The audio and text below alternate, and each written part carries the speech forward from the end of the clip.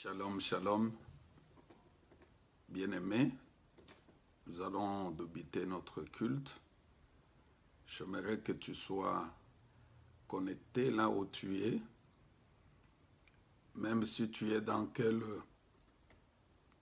position, le Seigneur est capable de t'assister. Nous allons commencer notre culte par la prière.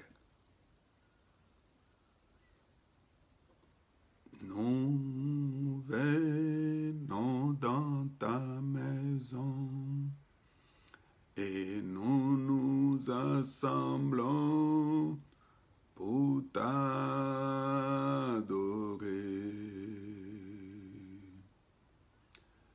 Nous venons dans ta maison et nous nous assemblons pour t'adorer.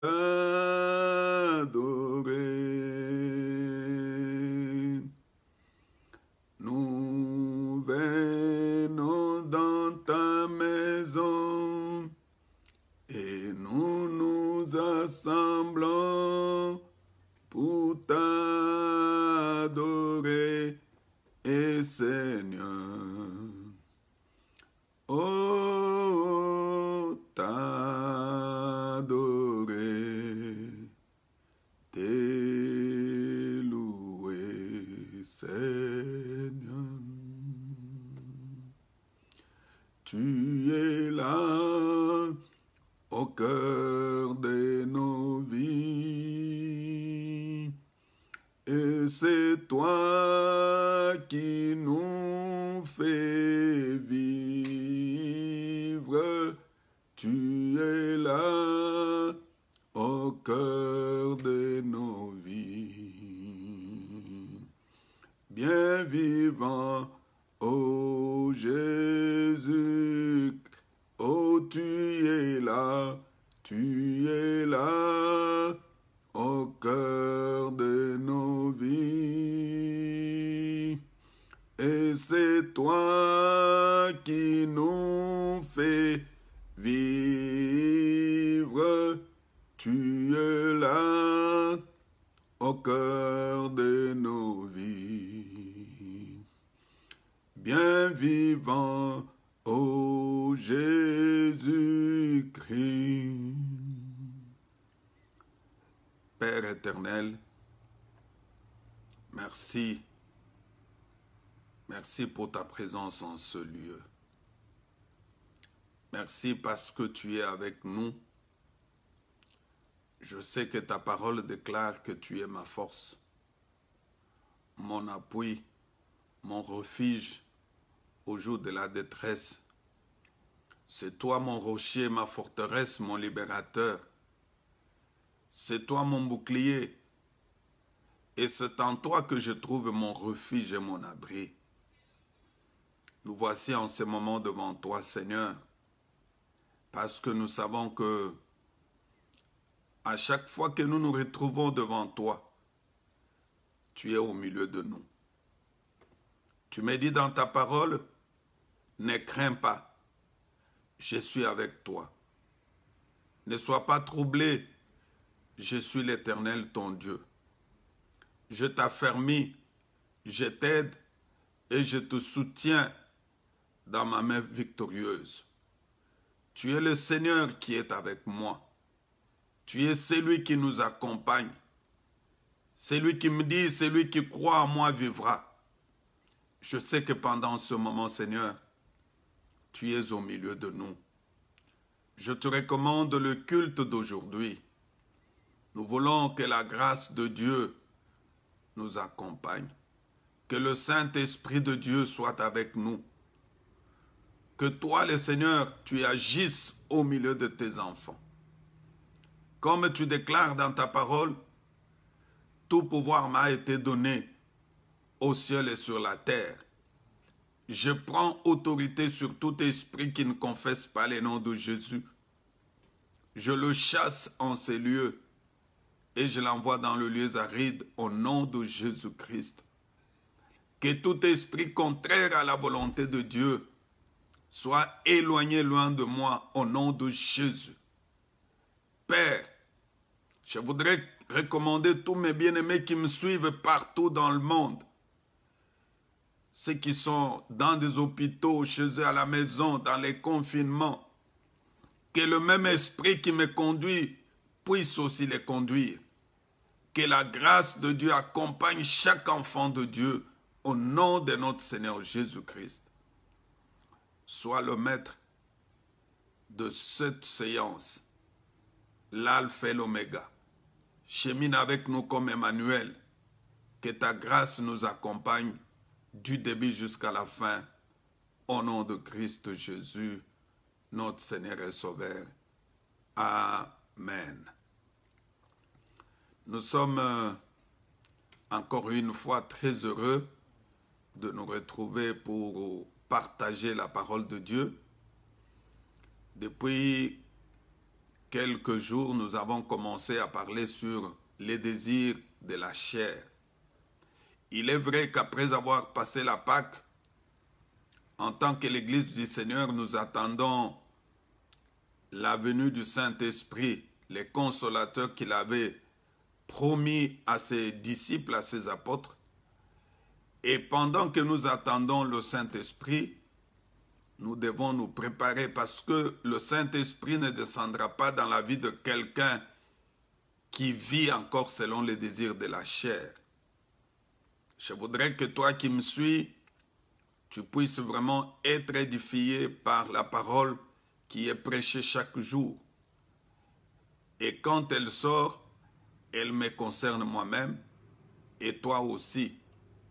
Nous devons nous préparer parce que le Seigneur Jésus revient bientôt.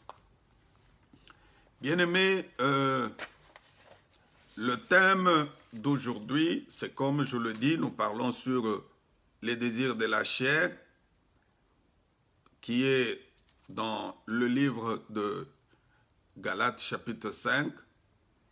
Mais aujourd'hui, nous allons parler plus précisément sur la colère. La colère, parfois, que nous négligeons, que nous trouvons que ce n'est pas si important. Je voudrais te montrer effectivement, selon la parole de Dieu, qu'est-ce que les Écritures disent sur la colère. D'abord, la colère, c'est quoi? Et par définition, la colère est un violent mécontentement qui est accompagné par l'agressivité. Lorsque quelqu'un est mécontent et il finit à manifester son mécontentement par une agressivité.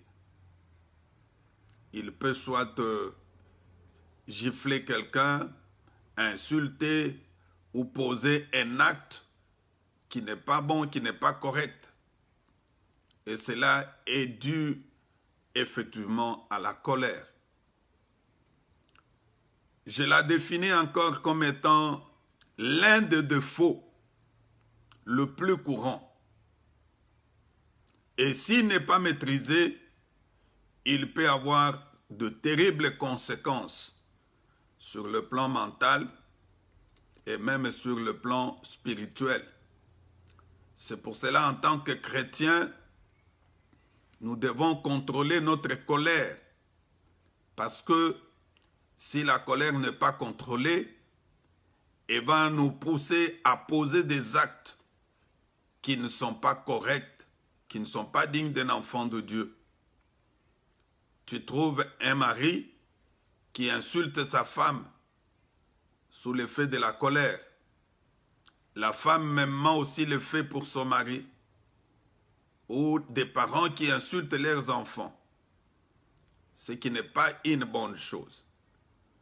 Et pendant la période que nous traversons, cette période de confinement, beaucoup de couples sont en difficulté à cause de la colère. Tu trouves un mari colérique qui n'a pas le temps de s'entretenir avec sa femme ni ses enfants, ou vice-versa.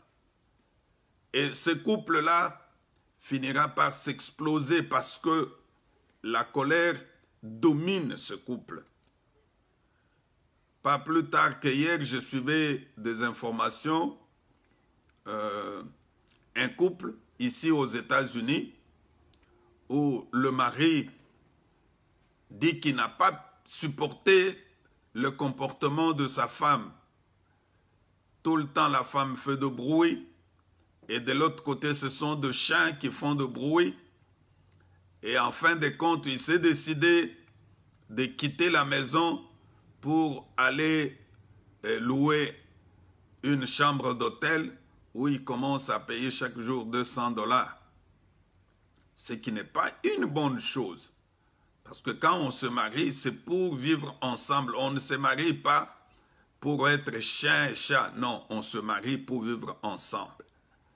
C'est pour cela, à travers ce message, le Saint-Esprit va nous édifier pour comprendre comment nous pouvons sortir de la colère. J'aimerais qu'on lise dans le livre de Éphésiens, épître de Paul aux Éphésiens, au chapitre 4, verset 23 à verset 26 à 27. Éphésiens chapitre 4, versets 26 à 27. Écoute ce que les Écritures disent. Si vous vous mettez en colère, ne péchez point. Ça, c'est la parole de Dieu qui dit, si vous vous mettez en colère, ne péchez point.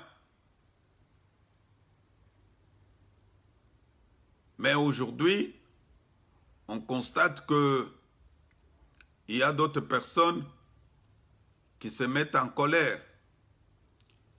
Il dit, ne péchez point, que le soleil ne se couche pas sur votre colère. Lorsque tu te mets en colère, il ne faut pas pécher. Il est vrai, en tant qu'humain, on peut se fâcher, mais que la colère ne nous pousse pas à pécher. Parce que quand tu dors sous l'effet de la colère, tu ne sauras pas prier. Tu ne sauras pas être en communion avec Dieu. Ce qui n'est pas une bonne chose. Un couple qui est sous l'effet de la colère n'aura pas le temps de prier ensemble. La femme va se mettre à côté, elle prie. Et même dans sa prière, elle va commencer à dire, Seigneur, éloigne loin de moi ce serpent. Et le serpent, c'est qui? C'est le mari. Éloigne loin de moi ces démons. Le démon, c'est la femme, ce qui n'est pas une bonne chose. Les Écritures déclarent que nous ne devons pas dormir sous l'effet de la colère. Quand tu dors sous l'effet de la colère, tu n'es pas avec le Seigneur. Tu peux te fâcher pour quelque temps et automatiquement tu te remets sous une bonne conscience pour éviter de ne pas demeurer dans le fait de la colère. Lisons toujours Éphésiens chapitre 2 maintenant, mais au verset 3.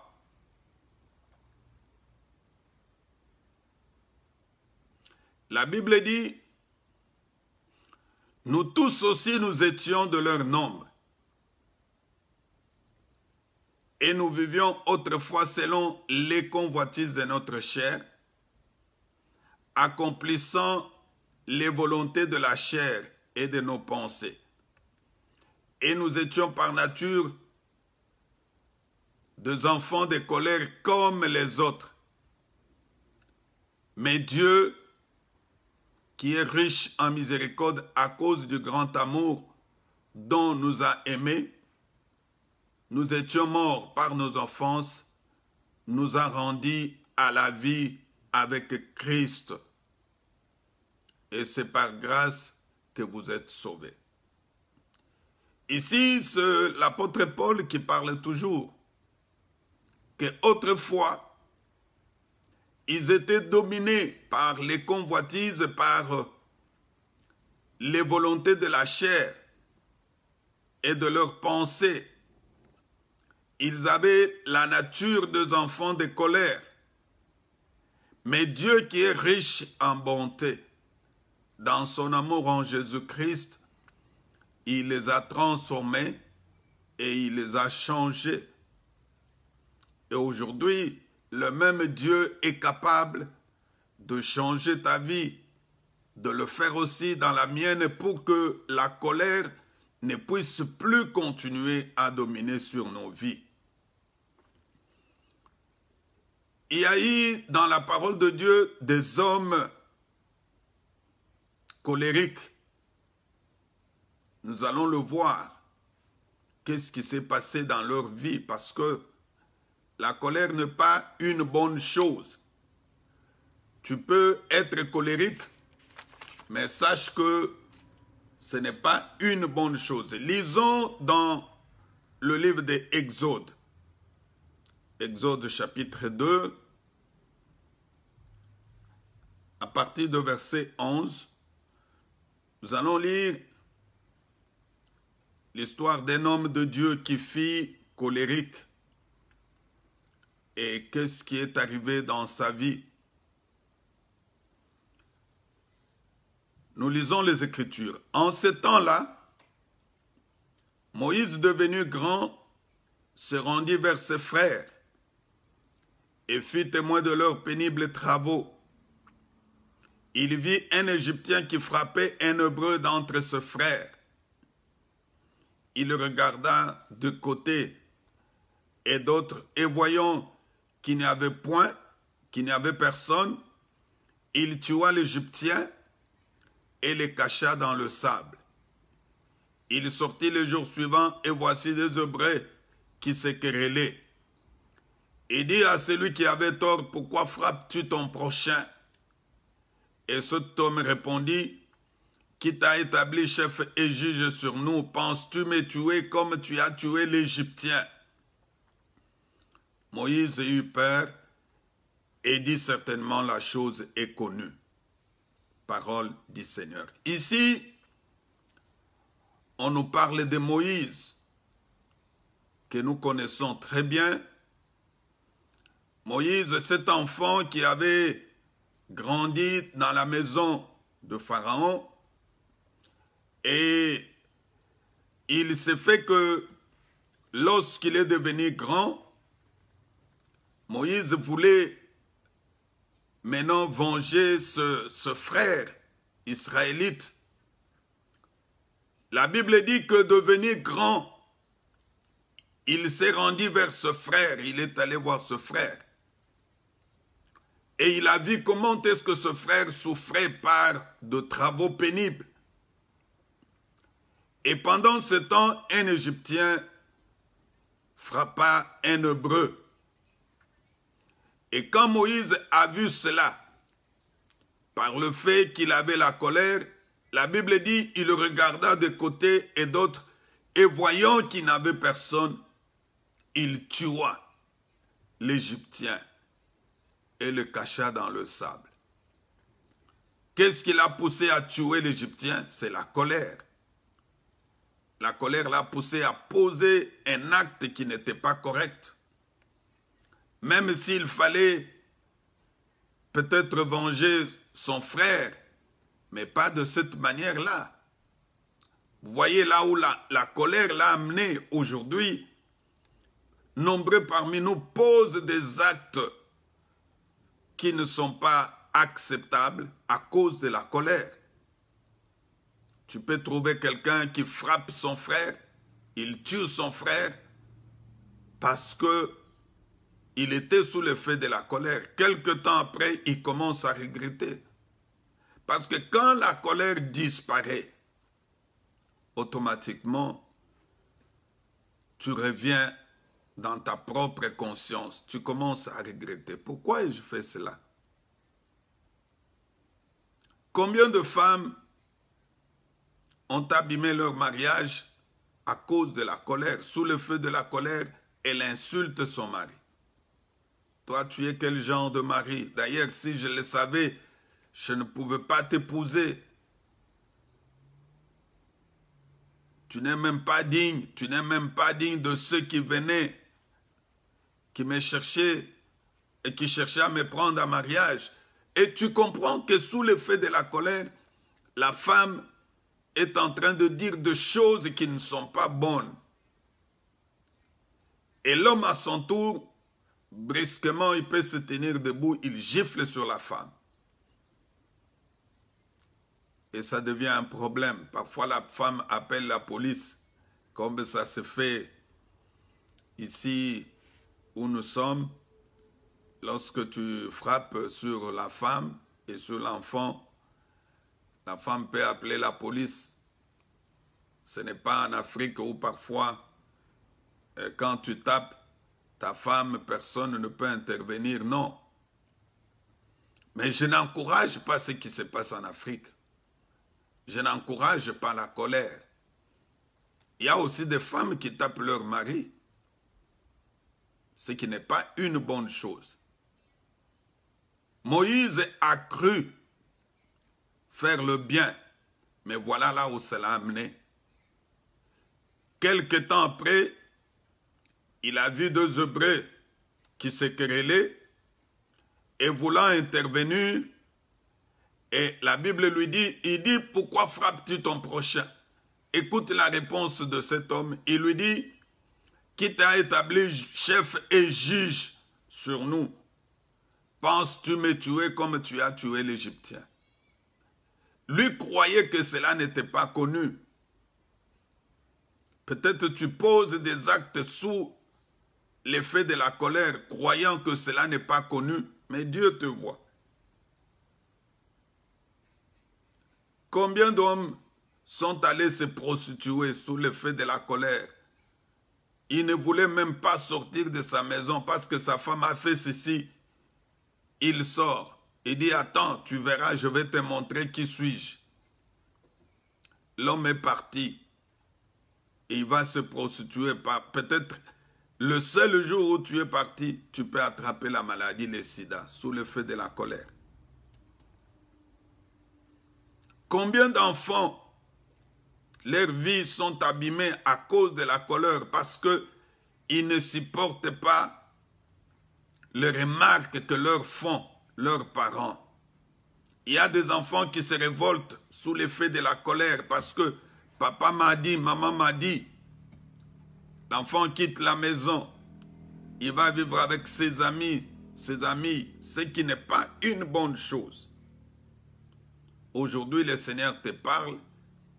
Toi qui vis sous l'effet de la colère, prends la décision d'abandonner, de sortir, de laisser cette vie-là. Voyons toujours dans la vie de Moïse, toujours à cause de la colère, qu'est-ce qui s'est passé encore? Cette fois-ci, dans Exode chapitre 32, qu'est-ce qui s'est passé? Toujours sous l'effet de la colère. Exode chapitre 32, versets 15 à 19. La Bible dit ceci.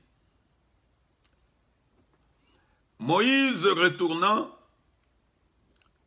est descendu de la montagne, les deux tables du témoignage dans sa main. Les tables étaient écrites de deux côtés. Elles étaient écrites de l'un et de l'autre côté. Les tables étaient l'ouvrage de Dieu et l'écriture était l'écriture de Dieu gravée sur les tables. Josué entendit la voix du peuple qui poussait des cris et il dit à Moïse, il y a un cri de guerre dans le camp. Moïse répondit, ce n'est ni un cri de vainqueur ni un cri de vaincu. Ce que j'entends, c'est la voix de gens qui chantent. Et comme ils approchaient du champ, il vit le veau et les danses.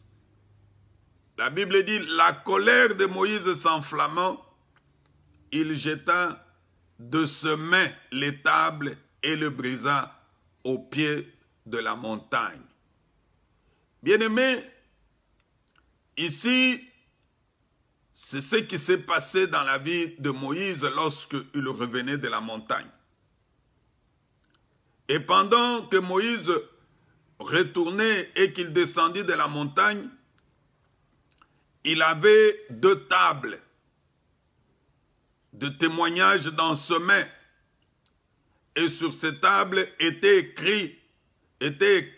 écrite l'ouvrage de Dieu. L'écriture qui était là, c'était l'écriture de Dieu. Mais lorsqu'il a entendu la voix du peuple qui poussait des cris, Moïse répondit que ce n'était pas ni les cris de vainqueur, ni les cris de vaincus. Ce sont les gens qui chantent. Et c'est ainsi que la colère de Moïse s'enflamma. Il jeta de ses mains les tables et brisa au pied de la montagne. Cet acte qu'il avait posé n'était pas bon. Et Dieu n'était pas content de ce que Moïse avait fait. Peut-être aujourd'hui, toi aussi, tu es en train de casser les histoires de ta maison par la colère. Combien de femmes, combien d'hommes ont cassé leurs postes téléviseurs sous l'effet de la colère? Combien ont cassé les téléphones de leur mari, de leur femme, sous l'effet de la colère? Parce que tu as vu tel message, tu as vu telle image dans le téléphone de ton mari, de ta femme, et tu casses directement le téléphone, ce qui n'est pas une bonne chose. Vous savez que tout acte qui est pris, toute décision prise sous l'effet de la colère n'est pas une bonne chose. Ne prenez pas la décision lorsque tu es très content ou lorsque tu es sous l'effet de la colère. Lorsque nous lisons dans le livre de Matthieu, au chapitre 14, versets 3 à 12, voilà ce qui s'est passé dans la vie du roi Hérode. Et le roi Hérode, comme c'était le temps de la fête, Jean-Baptiste était arrêté. La Bible dit, l'enfant de Hérodias, sa fille, est venue danser. Pendant qu'elle dansait, et sous le fait de la joie,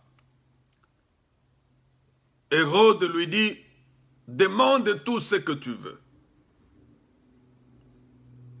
Or, Jean-Baptiste, en tant que serviteur de Dieu, avait déjà dit à sa femme que la relation qu'elle avait avec Hérode n'était pas bonne. Et que cette femme avait la colère sur Jean-Baptiste. La fille va demander à sa maman que le roi m'a dit de demander tout ce que je veux. C'est ainsi que sa maman lui dira, va demander au roi la tête de Jean-Baptiste. Et comme le roi l'avait déjà juré, il était obligé de le faire malgré lui. Il ne voulait pas tuer Jean-Baptiste, mais comme il avait déjà dit au vu de tout le monde, il était obligé effectivement de tuer Jean-Baptiste pour donner la tête à la fille de Hérodias, ce qui n'était pas une bonne chose. Toute décision prise sous l'effet de la colère n'est pas bonne. Nous devons éviter de prendre certaines décisions lorsque nous sommes fâchés, lorsque nous sommes sous l'effet de la colère. Et de telles décisions sont toujours catastrophiques. Si tu lis encore dans les livres des Chroniques, chapitre 21, à partir de verset 1 jusqu'en bas, Tu vas voir l'histoire du fils de roi Josaphat. Lorsque le roi Josaphat est mort, c'était son fils Joram qui l'avait succédé.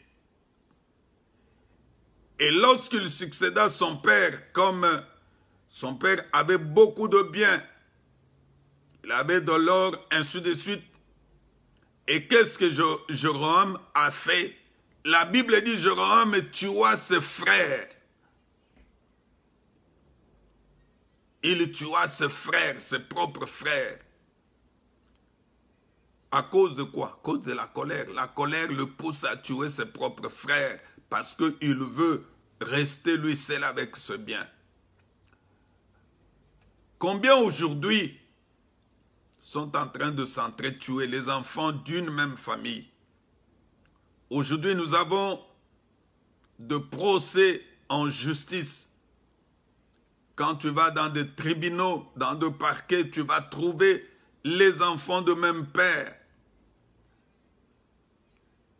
qui sont en train de s'acquiser, de s'entretuer à cause de biens matériels.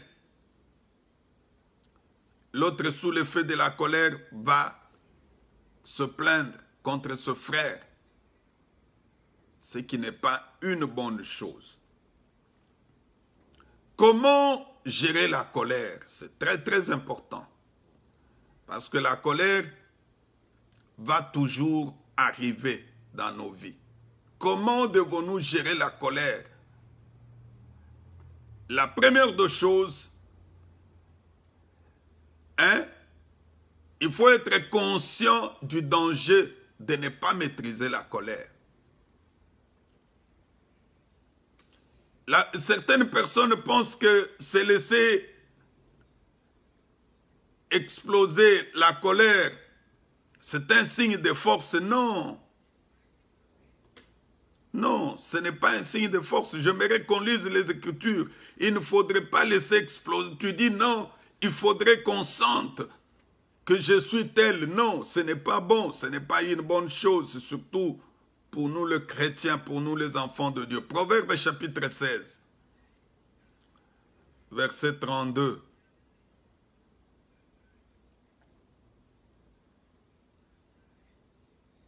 La Bible dit ceci: celui qui est lent à la colère vaut mieux qu'un héros.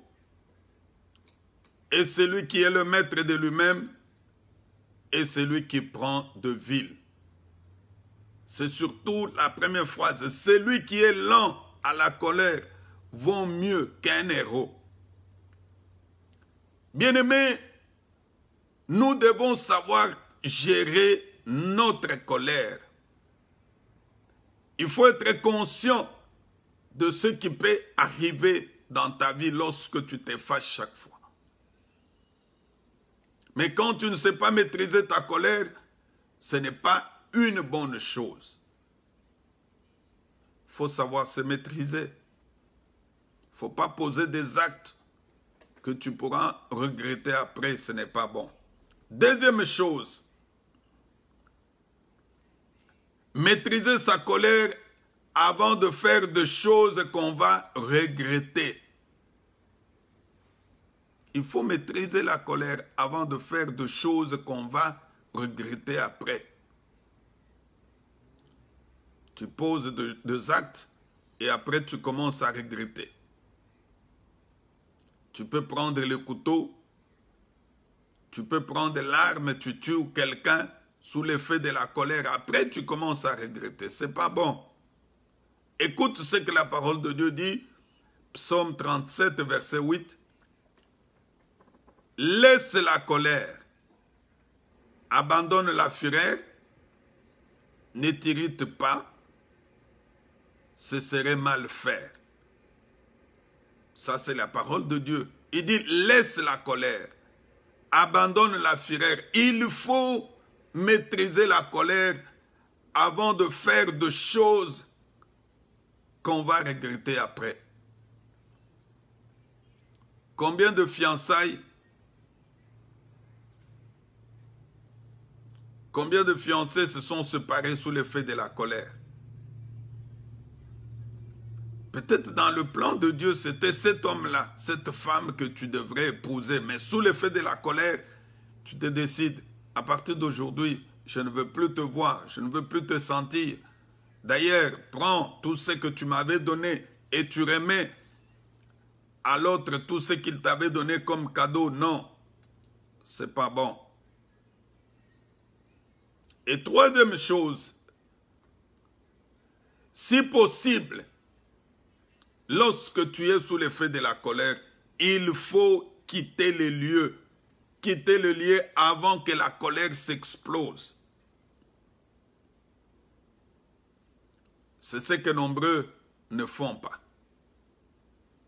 Lorsque tu sens que il y a la colère qui commence à se manifester dans ta vie, il est conseillé de quitter ce lieu-là. Mais nombreux ne le font pas. Il va rester, il va commencer à crier, il va commencer parfois à injurier, à taper, à faire ceci ou cela. Non, ce n'est pas une bonne chose. Il faut quitter le lieu. Écoute ce que Proverbe dit dans chapitre 17, verset 14. Il faut quitter le lieu.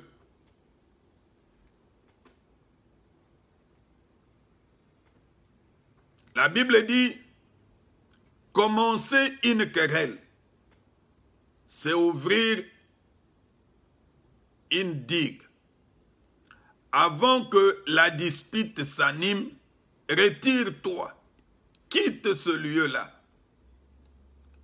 Si tu discutais avec ta femme, soit en chambre, tu la laisses en chambre, tu peux aller au salon. Soit tu peux aller quelque part pour éviter que cette dispute ne puisse pas vous amener plus loin. C'est ce que nombreux ne font pas. Quand la discussion commence, lui veut prouver à l'autre. Non. Et le dernier point, toujours sur comment gérer la colère, il faut prier pour avoir la paix de l'esprit. Lorsque tu sens que la colère monte et que tu veux poser des actes qui ne sont pas corrects, la seule solution, c'est de prier. Seigneur, accorde-moi ta paix. Et lorsque le Seigneur va t'accorder la paix, tout va aller. Tu sentiras que, effectivement, tu reviens à ta case de départ. Mais nombreux ne prient pas. Au contraire, ils se laissent emporter par la colère. Non. Prie. Écoute ce que Philippiens nous dit. Philippiens chapitre 4, verset 7. Il dit, et la paix de Dieu qui surpasse toute intelligence gardera vos cœurs et vos pensées en Jésus-Christ. Il faut prier pour que le Seigneur te donne la paix. Un enfant de Dieu doit chercher la paix avec tout le monde. La Bible dit rechercher la paix avec tous, sans laquelle nul ne verra le Seigneur. Il faut être en paix avec tout le monde. En commençant par ceux de ta propre maison, tes collègues de service, les membres de ta famille, les membres de ton église. Mais aujourd'hui, il y a les frères, les soi-disant frères et sœurs d'une même église, mais qui ne vivent pas en paix. Tu trouves des bien-aimés dans le Seigneur qui ne se parlent pas, non. Il est fâché contre l'autre, il est sous l'effet de la colère, non. La Bible nous demande de rechercher la paix avec tous, sans laquelle nul ne verra le Seigneur. Tu peux bien chanter, tu peux prêcher comme je le fais, tu peux être donateur dans ton église, tu payes bien tes dîmes, mais si tu n'as pas la paix avec tout le monde, Christ revient, tu vas rester. Pour terminer, écoute ce que Éphésiens nous dit, Éphésiens chapitre 4, verset 26. Éphésiens nous dit, si vous vous mettez en colère, ne péchez point. Que le soleil ne se couche pas sur votre colère. Ne donnez pas accès au diable.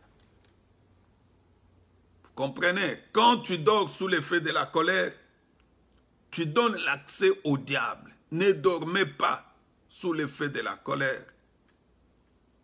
Aujourd'hui, mon frère, ma soeur, toi qui me suis, tu trouves que la colère est une bonne chose? Non. C'est parmi les désirs de la chair, parmi des choses qui feront que le Seigneur ne puisse pas nous prendre s'il revenait aujourd'hui.